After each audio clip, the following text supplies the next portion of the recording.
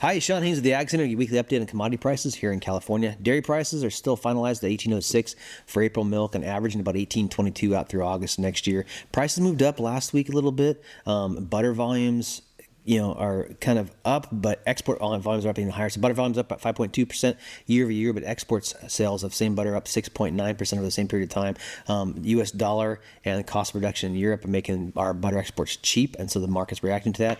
Cheese is kind of doing the same thing. Our volumes are up 7% year over year, but our export volumes are up way over that, and so a lot of that cheese is moving out. Again, U.S. dollar is cheap. Cost reduction in other countries or price that they're offering their cheese is more expensive, and our product's moving out. And most notably an increase of like 2.5% to Mexico, who had kind of been holding back, probably waiting to see what's going to happen with tariffs. But now with this hold and the new thing that's coming off with China on the fact that bringing their tariffs down to 30% may kind of help out. Markets moved up quite a bit with that 30%, that reduction down to 30% tariff range with China over the weekend. So beef's up.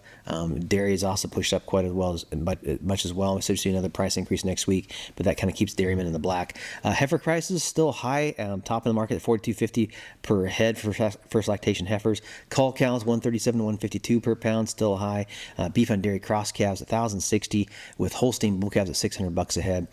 Pairs are sitting in the $2,400 to $3,600 range for beef animals. Again, not a lot of animals available in the chain to buy. Everybody's kind of coming trying to fill up these spring pastures, and also looking at the lack of cattle coming into feedlots and from other sources. So people are trying to fill space with no cattle to fill it, and that supply demand characteristics making things high.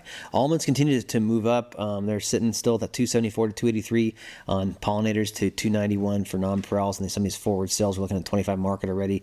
A lot of folks talking about things reaching $3 mark. We'll have to see what these tariff reductions with China do to that price, maybe move it up as well. I tell a lot of guys to take my risk off the table and just take a pricing you're profitable at, but things look good there. Walnuts, again, about the $1.10 range and $1.05 range. Came back, low production last year, as well as the fact that China and some other countries have really been importing more product, so we'll see where things go. I think one thing we're finding out with these tariffs that kind of really made things happen is, an efficient supply chain isn't a resilient one, and these guys are living hand to mouth, and so when you have some additional inventory behind you, you can kind of live off of that when things change like tariffs, but when you don't have that in hand to mouth and you have to keep your market share, it forces you to buy, and that kept prices high through this whole tariff issue we've had so far. So that's what I've got this week on markets. Thanks.